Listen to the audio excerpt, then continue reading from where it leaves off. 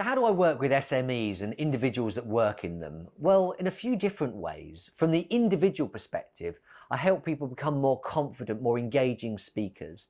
And it may be that they've stepped into a new role or they've got a role in publicising the company, and speaking to others isn't a skill that they particularly possess and they might be anxious or scared about it. Well, I can work with them to make the experience more enjoyable, but also to make them more engaging speakers. Look at the stories that they tell, how they address the audience, how to say more with less.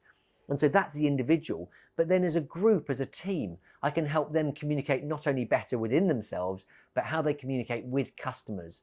For example, a team I was working with the other day, they do fire safety training. And they said, well, fire safety training is boring. I said, well, if you're in the middle of a fire, it's really quite pertinent and interesting at that point because it could save my life. And they said, well, how can we engage audiences? Because people just switch off.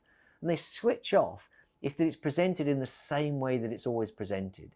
And so what we started to do was almost gamify it so that the audience is involved from the get-go. And as a result of that, they said it's been completely different. People are really interested in fire safety training. They enjoy it. They want to come back and have more of it. They said that's never happened. And so I can help you and your teams make content more interesting, more engaging. And as a result, people will think, what is it that you do? And they'll want more of you. And hopefully then you can say, well, Chris taught us that.